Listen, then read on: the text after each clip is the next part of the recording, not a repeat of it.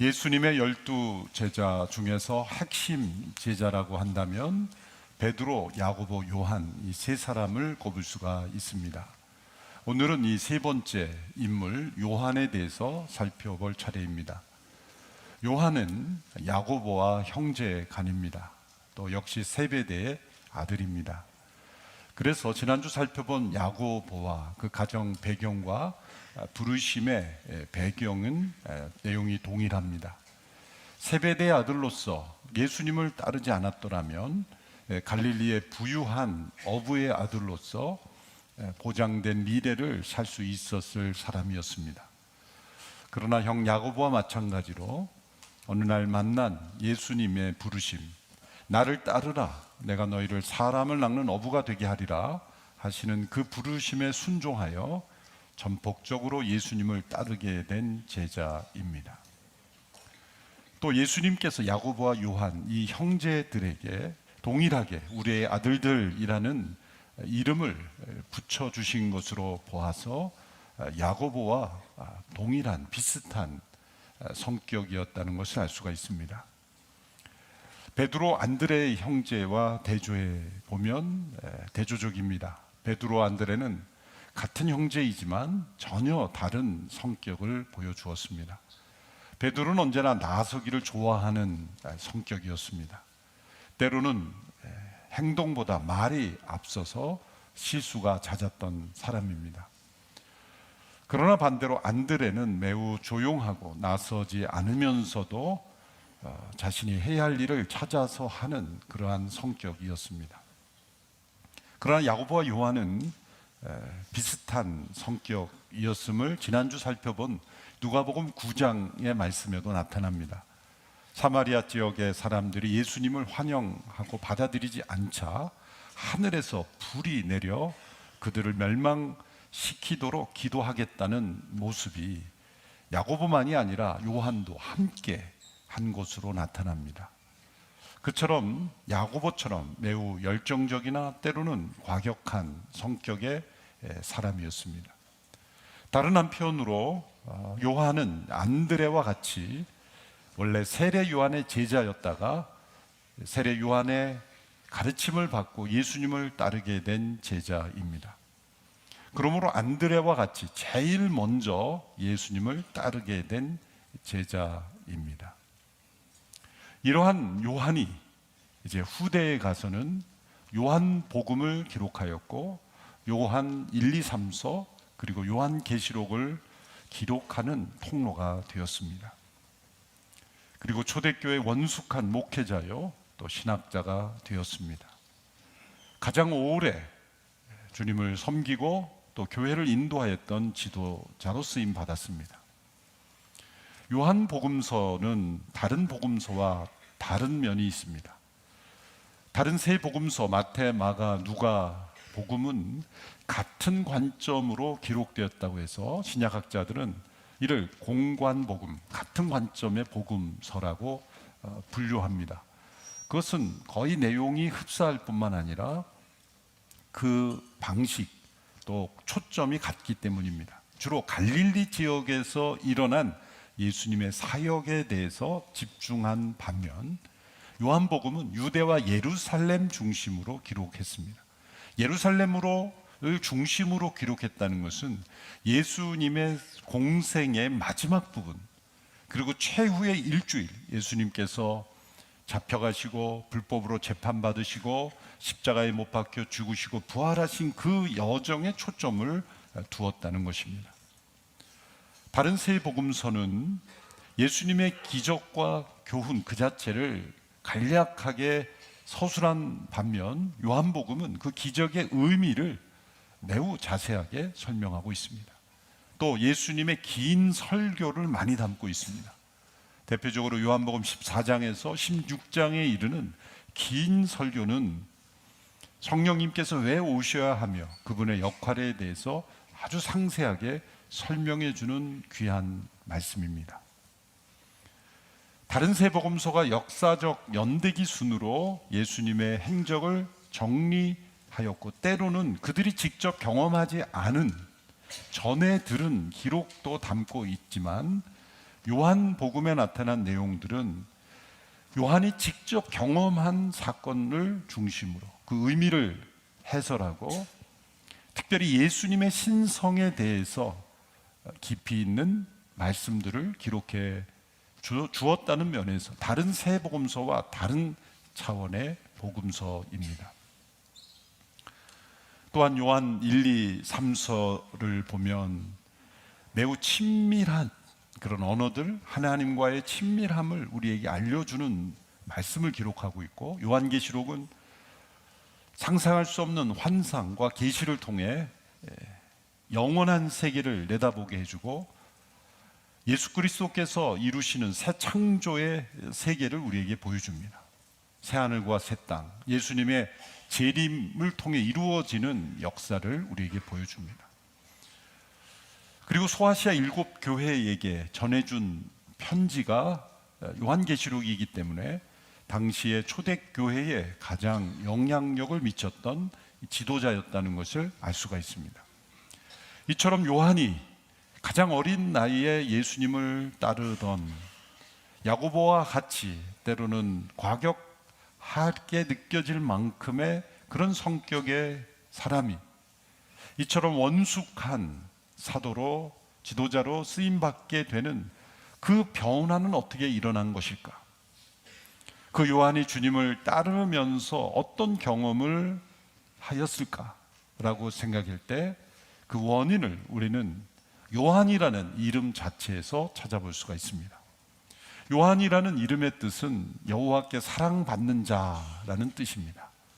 당시의 유대인들이 가장 사랑했던 유대인의 이름이기도 합니다. 그래서 여러 요한들이 나오죠. 세례 요한도 나오고 이 제자 요한, 이 요한도 야고보의 동생 요한도 나오고 또 다른 제자 요한도 나옵니다. 이처럼 요한이란 이름을 유대인들이 좋아했던 이유는 그 의미 때문이겠죠. 여호와께 사랑받는 자라는 그런 이름인데요. 그래서 유대 거리에서 요한아 그러면 여러 사람이 고개를 돌려서 이렇게 쳐다보았을 것입니다. 그러한 이름인데 그런 그 이름대로 주님께 많은 사랑을 받았던 제자입니다. 그래서 요한은 요한복음뿐만 아니라 여러 곳에서 자신을 가리킬 때 이름 요한을 쓰지 않고 주께서 사랑하시던 제자라는 표현을 자주 씁니다.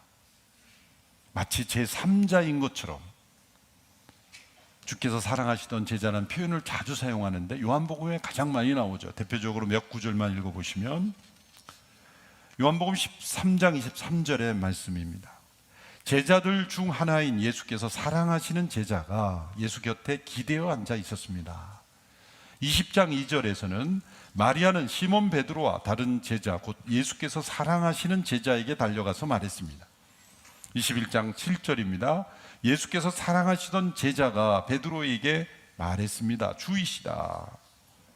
21장 20절에서도 베드로가 돌아보니 예수께서 사랑하시던 제자가 따라오고 있었습니다. 이 제자는 만찬에서 예수께 기대어 주여 주를 배반할 사람이 누구입니까? 라고 물었던 사람이었습니다. 이렇게 여러 곳에서 예수께서 사랑하시던 제자라고 표현했고 또 13장과 21장에 보면 예수께 기대어 있었다라는 표현도 나옵니다. 개정 번역에 보면 예수님의 품을 의지하여 있던 자다 이렇게 표현합니다. 그러니까 물리적으로 예수님 몸에 기대어 있고 예수님의 품에 이렇게 안기어 있는 그러한 상태라는 것입니다. 이것을 보면 요한은 베드로처럼 나이 많은 상태가 아니었다는 걸 알 수가 있습니다. 또 신약학자들은 이때 부르심을 받았을 때 요한의 나이를 10대로 봅니다. 그러니까 10대 중반 정도. 더군다나 요한은 예수님의 사촌이기도 했습니다. 야고보와 요한이 어머니가 바로 마리아의 자매이기도 했기 때문입니다.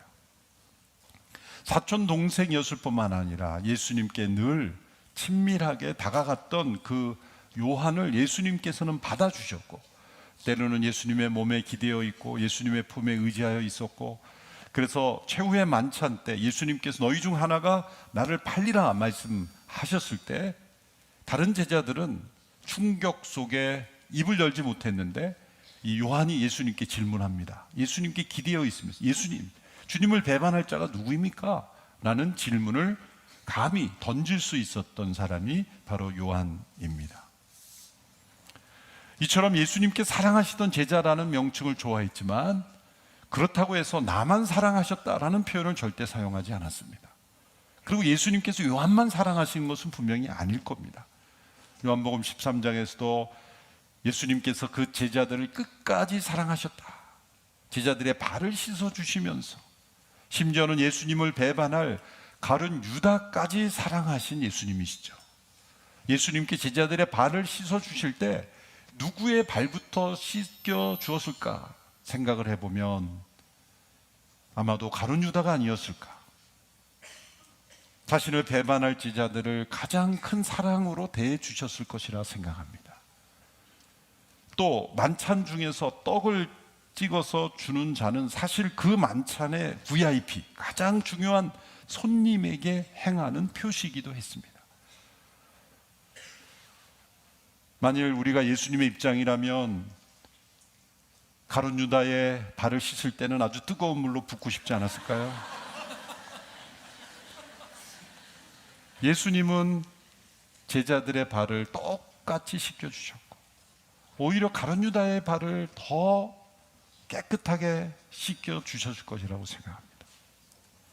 그처럼 모든 제자들이 예수님의 사랑을 받았지만 이 요한은 그 사랑에 감격하여 반응하며 예수님께 사랑하시는 제자라는 표현을 좋아했다는 겁니다.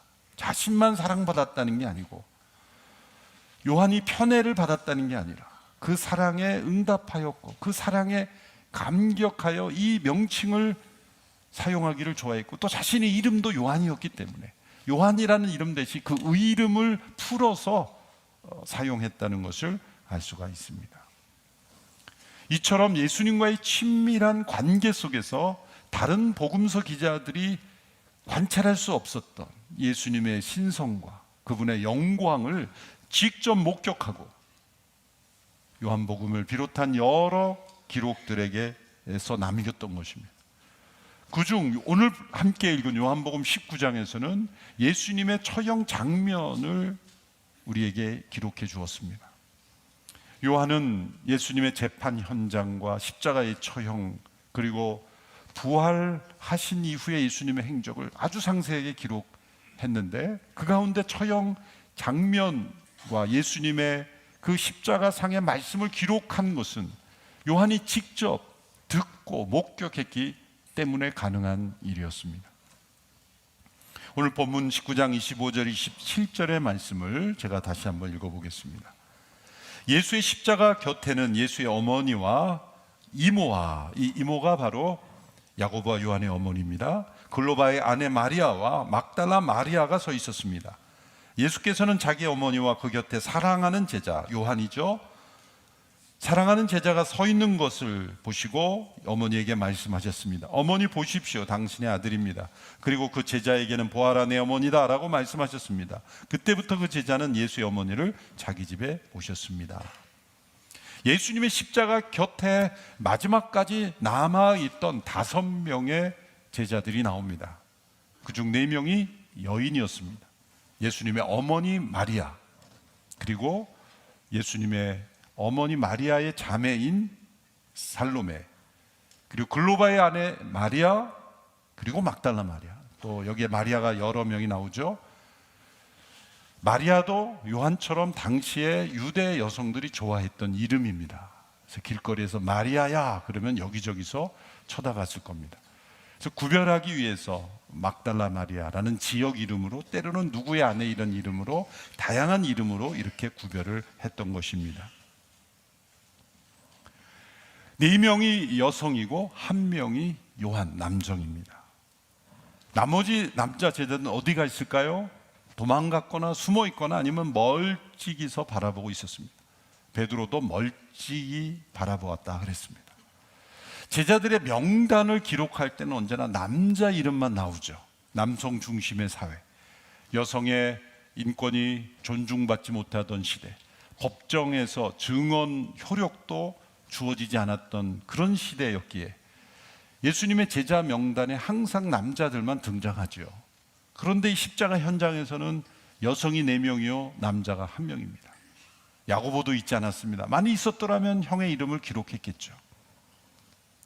이것을 통해 보면 여성의 믿음이 남성의 믿음보다 4배나 강하다 라고 말할 수가 있죠.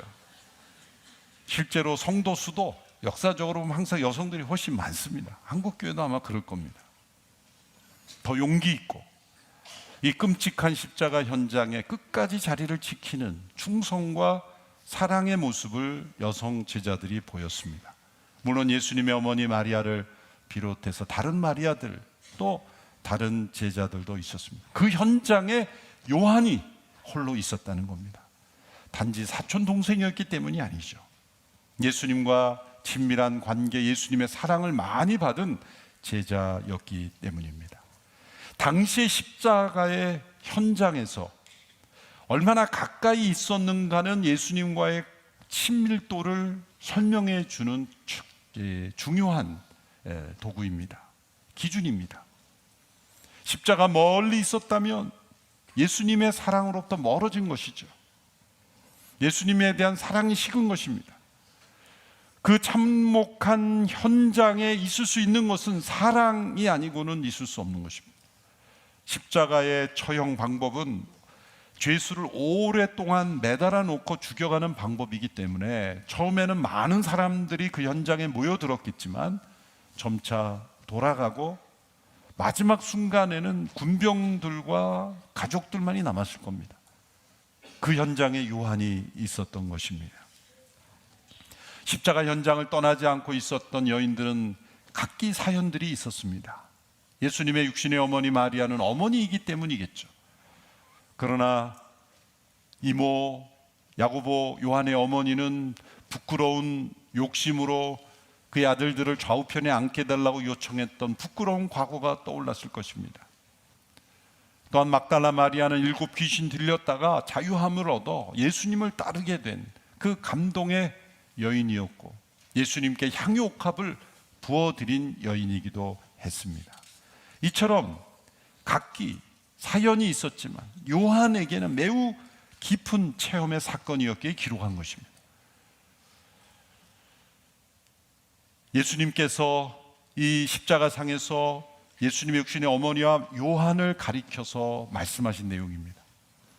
이 말씀을 주시기 직전에 어떤 장면이 나오냐면 23절 24절에 보면 로마 군병들이 예수님의 옷을 찢습니다. 그것을 제비 뽑아 나눠 갖기 위해서입니다. 그때 아마 옷이 땅에 떨어졌을 것이고 예수님의 십자가 가까이 있던 예수님의 어머니와 요한이 더 가까이 나갔을 겁니다. 그때 예수님의 시야에 이 2사람이 눈에 들어왔을 겁니다. 그 참혹한 처형에 의해서 지쳐서 고개를 떨구고 있었던 앞이 제대로 보이지 않는 상황이었지만 십자가 바로 밑에까지 다가온 어머니 마리아와 요한이 눈에 들어왔고 그 모습을 보고 예수님께서 주신 말씀이 오늘 말씀입니다. 그리고 어머니에게 이렇게 말합니다. 보소서 어머니, 당신의 아들입니다. 이 아들은 요한을 가리키는 것이죠. 그리고 요한에게 말합니다. 보라 내 어머니이다 라고 말씀합니다. 예수님은 이 마리아와 요한을 묶어줍니다. 자신의 아들로서 행할 수 없는 책임을 이제 요한에게 맡기는 것으로서 새로운 가족을 형성해 주는 것입니다. 예수님께서 말씀하신 대로 하나님의 뜻대로 행하는 자가 내 가족이다 라고 말씀하신 그 말씀처럼 새로운 가족을 탄생시켜 주시는 겁니다. 그래서 어떤 학자는 이 말씀이 새로운 교회의 시작이다라고 말하기도 합니다. 그래서 요한이 오늘 본문 27절에 보면 이때로부터 예수님의 어머니 마리아를 자기 집에 모셨다라고 말씀합니다. 그리고 역사는 요한이 신실하게 예수님의 어머니 마리아를 책임지고 보살폈다라는 기록이 있습니다. 지금도 에베소에 가면 요한이 마리아를 모시고 살았다고 하는 흔적들이 남아 있습니다. 그리고 요한이 가장 오래 살았던 제자인 이유는 핍박을 피해서 도망 다녔기 때문이 아니라 마리아를 모시고 마리아가 돌아가신 이후에야 본격적으로 사역을 했기 때문이라고 평가합니다. 이처럼 요한은 가장 어린 나이에 예수님을 따르기 시작해서 가장 오랫동안 약 90대로 보는데요, 90대 이르기까지 사역을 했던 사도로서 요한계시록도 기록하여 초대교회의 귀한 목회를 감당했던 그런 사랑의 사도가 되었습니다. 예수님께서 야고보와 요한에게 우리의 아들들이라고 말씀하신 것은, 야고보는 지난주에 살펴본 대로 순교의 우레소리가 될 것이다. 단지 그의 과격한 성격을 꼬집는 말씀이 아니라 짧은 사역이었지만, 오래 사역하지 못했지만 그 시대를 깨우고 교회를 깨우는 순교의 우레소리가 될 것을 말씀하셨다면, 이 요한은 오랫동안 존재하는 사랑의 우레소리가 될 것을 말씀하신 것입니다. 그래서 요한은 이러한 예수님과의 친밀한 관계 속에서 사랑이 무엇인지를 깊이 깨닫습니다. 그리고 사랑이라는 관점에서 많은 말씀을 남겼습니다. 대표적으로 요한 1서 말씀이죠. 우리가 사랑에 대한 말씀을 꼽으라고 한다면 고린도 13장이 먼저 생각이 나겠는데, 고린도 13장은 사실은 성령의 은사를 설명하는 맥락 가운데 주어진 말씀입니다. 고린도 12장과 14장에 성령의 은사를 설명하면서 제일 좋은 은사는 사랑이다 라고 말씀하시면서 사랑은 오래 참고 라고 말씀합니다. 그런데 사랑에 대한 정의를 가장 분명하게 보여주는 말씀이 요한 1서에 나옵니다. 특별히 4장 말씀인데요, 그중 10절에서 12절의 말씀을 같이 읽어보겠습니다. 시작. 사랑은 여기에 있습니다. 곧 우리가 하나님을 사랑한 것이 아니라 하나님께서 우리를 사랑하셔서 우리 죄를 위해 그분의 아들을 화목제물로 보내주셨습니다. 사랑하는 여러분, 하나님께서 우리를 이처럼 사랑하셨으니 우리도 서로 사랑하는 것이 마땅합니다. 지금까지 아무도 하나님을 본 사람이 없습니다. 그러나 우리가 서로 사랑하면 하나님께서 우리 안에 계시고 하나님의 사랑이 우리 안에서 온전히 완성됩니다. 그 이후로 나오는 말씀도 사랑에 대한 말씀으로 가득 찹니다. 4장 16절에서는 하나님은 사랑이시다라는 위대한 말씀을 전합니다. 또 요한 서신서들을 보면 성도들을 향해 사랑하는 자들아, 사랑하는 자들아, 사랑하는 자들아 계속 반복하죠. 전승에 의하면 요한은 설교할 때마다 언제나 그 말씀의 내용이 서로 사랑하라는 말씀이었다고 합니다. 그래서 에베소에서 노새할 때, 그가 사역을 할 때 때로는 형제들의 부축을 받으며 나와야만 할 만큼 연약할 때도 있었는데, 그때도 역시 말씀의 제목이 서로 사랑하라 라는 말씀입니다. 그래서 형제들이 맨날 똑같은 말씀만 하시니까 이렇게 질문했다고 합니다. 선생님, 왜 항상 같은 말씀만 하시는 것입니까? 요한이 그때 이렇게 대답했다고 합니다. 그것은 주님의 명령이기 때문이며 서로 사랑하는 이 말씀만 우리가 행한다면 더 이상 필요한 것이 없기 때문이다. 우리가 많은 말씀을 몰라서 제자의 삶을 살지 못하는 것이 아니라 이미 주어진 단순한 설명이 필요 없는 말씀에 순종하지 못했기 때문이라는 것입니다. 그래서 요한은 사랑의 사도로서 사랑의 우레소리가 되어 자신의 삶을 사랑의 불꽃으로 불태웠습니다. 요한복음 21장에 보면 베드로가 부활하신 예수님을 만나서 회복을 경험한 이후에 이런 장면이 마지막에 나오죠. 베드로가 요한을 보면서 이렇게 말합니다. 주님, 이 사람은 어떻게 되겠습니까? 주께서 사랑하시는 제자를 보며 이 사람은 어떻게 되겠습니까? 그때 예수님께서 이렇게 대답하십니다. 내가 돌아올 때까지 그가 머무를지라도 너는 상관하지 말라. 내게 무슨 상관이냐? 너는 나를 따르라. 요한 신경 쓰지 말고 나만 따르라. 이렇게 말씀하실 때 이런 표현을 씁니다. 내가 돌아올 때까지 그를 머물게 할지라도, 이 머문다라는 단어를 썼습니다. 개정 번역에서는 이걸 직역을 했는데 우리말에서는 풀어서 그가 살아있기를 내가 원한다 할지라 이렇게 번역을 했는데, 직역을 할 때 이 단어를 쓰신 의미가 매우 깊다고 생각합니다. 내가 돌아올 때까지 그가 머물게 할지라도. 머문다라는 단어. 요한이 어떻게 그렇게 변화될 수 있었을까? 그는 언제나 예수님 임재 앞에 머물기를 원했습니다. 10대 때는 예수님의 품에 기대었고 예수님의 그 있는 곳에 머물기를 원했고, 예수님 부활 승천하셨지만 성령 안에서 그분의 사랑 안에 늘 머물기를 원했고, 서로 사랑하는 사랑 속에 공동체가 머물기를 원했던 것입니다. 그의 인생은 사랑 안에 머무는 삶이었던 것입니다. 사랑하면 머무는 것입니다. 우리가 하나님의 말씀을 사랑하면 말씀 앞에 머무는 것입니다. 하나님의 음성 듣기를 원하면 기도의 자리에 머무는 것입니다. 우리가 무엇을 사랑하는지를 알려면 무엇 앞에 머무는지를 보면 알 수 있습니다. 요한은 바로 사랑 안에 머무는 제자였습니다.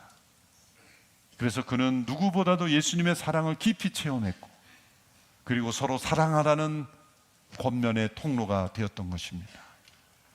우리 모두도 요한처럼 주님의 사랑 안에 머무는 제자가 되기를 축원합니다. 기도하겠습니다. 하나님 아버지, 요한을 부르셔서 주의 제자로 세워주시고 위대한 사랑의 사도, 사랑의 우레소리가 되게 하신 것처럼 우리의 삶에도 하나님의 사랑으로 변화되게 하시고 그리스도의 사랑 안에 머무는 제자가 되게 하여 주시옵소서. 예수님의 이름으로 기도하옵나이다. 아멘.